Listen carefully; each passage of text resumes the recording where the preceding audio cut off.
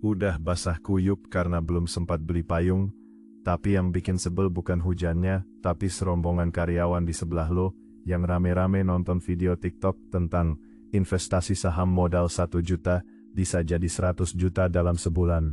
Sekarang bayangin, lo lagi nunggu di halte bus Transjakarta jam 7 pagi. Udah basah kuyup karena belum sempat beli payung, tapi yang bikin sebel bukan hujannya, tapi serombongan karyawan di sebelah lo, yang rame-rame nonton video TikTok tentang investasi saham modal 1 juta, bisa jadi 100 juta dalam sebulan. Lo tahu itu bohong, tapi mereka ketawa-ketawa sambil bilang, wah aku udah daftar nih, biar cepet kaya. Gue nggak tahu lo yang lagi nonton ini, tapi gue jamin, kalian semua tahu bahwa logika modal kecil langsung jadi besar, itu omong kosong belaka. Tapi ternyata, mitos-mitos aneh tentang saham di Indonesia nggak cuma itu. Ada puluhan lagi yang tersebar nggak cuma di TikTok, tapi juga di WhatsApp grup keluarga, obrolan warung kopi, sampai ceramah-ceramah dadakan di YouTube yang diklaim ahli. Mitos pertama yang paling sering gue temuin adalah, saham itu kayak perjudian, untung-untungan aja, nggak ada ilmunya. Coba lo bayangin, lo lagi main game online, terus teman lo bilang, game ini cuma untung-untungan, nggak usah belajar skillnya. Lo bakal ketawa kan? Toh kalau lo nggak tahu cara ngontrol karakter, lo bakal kalah terus dan frustasi.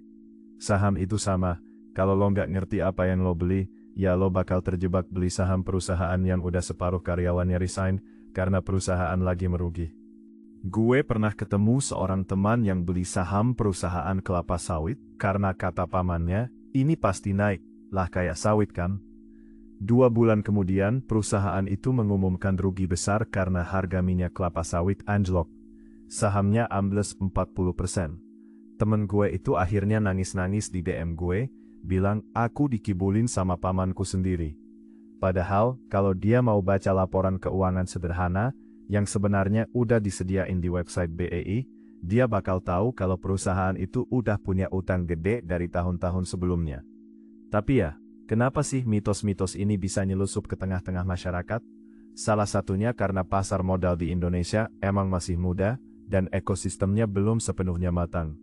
Pasar saham kita cuma berumur 50 tahunan, dibandingkan dengan Amerika yang udah lebih dari 200 tahun. Artinya informasi yang beredar kadang nggak melalui filter yang benar.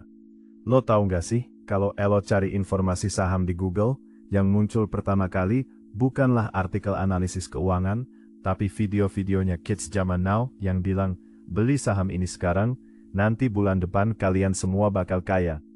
Platform kayak TikTok dan Reels itu emang cepat jadi viral, tapi sayangnya, mereka lebih suka konten yang sensasional daripada edukatif.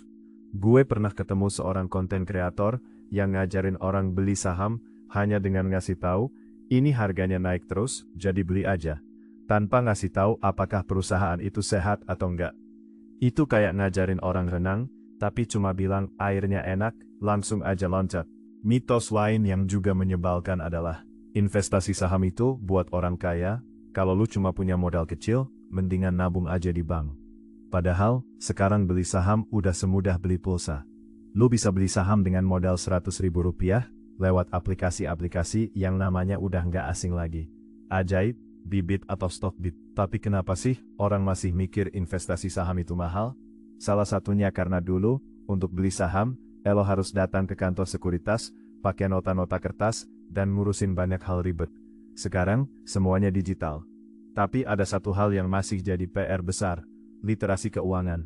Menurut survei OJK beberapa tahun lalu, cuma 3,6% penduduk Indonesia yang mengerti investasi saham.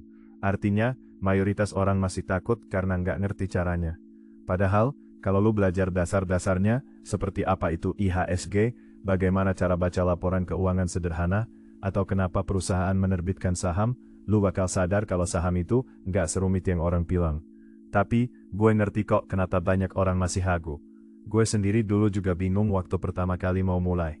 Waktu itu, gue cuma punya modal 5 juta, tapi gue bingung mau investasi di mana. Saham, terlalu ribet. Reksadana, terlalu pasif. Emas, nggak ada imbal hasil yang signifikan. Akhirnya gue malah nyemplung ke saham, karena nemu teman yang ngajarin gue dasar-dasarnya. Dan tahu nggak apa yang gue temuin? Yang bikin ribet itu cuma emosi manusia sendiri. Lu bisa aja beli saham perusahaan yang bagus, tapi kalau lu panik karena harganya turun 5%, dan langsung jual, ya elo bakal rugi. Gue pernah ngelihat seseorang beli saham Unilever karena dianggap perusahaan makanan pasti stabil. Tapi karena dia nggak kuat lihat harganya turun 10% dalam seminggu, dia jual dan nyesel karena sebulan kemudian harganya naik lagi 20%. Ini yang bikin gue sebel. Banyak orang yang ngaku investor saham, tapi nggak pernah ngerti prinsip dasarnya. Mereka lebih suka ikut-ikutan tren. Misalnya, ketika saham-saham sektor teknologi lagi naik, mereka beli tanpa tahu apakah perusahaan itu benar-benar punya fundamental yang kuat. Atau saat harga minyak lagi naik, mereka buru-buru beli saham perusahaan migas, tanpa ngeh kalau cadangan minyaknya udah menipis. Saham itu kayak pacar.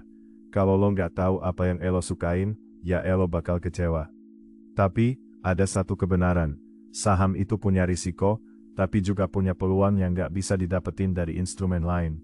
Misalnya, kalau elo investasi di deposito, elo bakal dapetin imbal hasil tetap tapi kecil. Tapi kalau elo sabar dan investasi di saham-saham blue chip, seperti Unilever, Astra atau Telkomsel, dalam jangka waktu 5-10 tahun, elo bisa dapetin imbal hasil yang double digit. Gue punya teman yang mulai investasi saham tahun 2015, dengan modal kecil, dan sekarang dia udah bisa beli mobil dari keuntungannya. Tapi dia bukan karena jago main tebak-tebakan, dia karena ngerti prinsip dasarnya. Beli perusahaan yang sehat, tahan lama, dan gak terpengaruh gejolak jangka pendek. Nah, sekarang gue mau kasih lo satu hal yang praktis. Kalau ada data atau sudut yang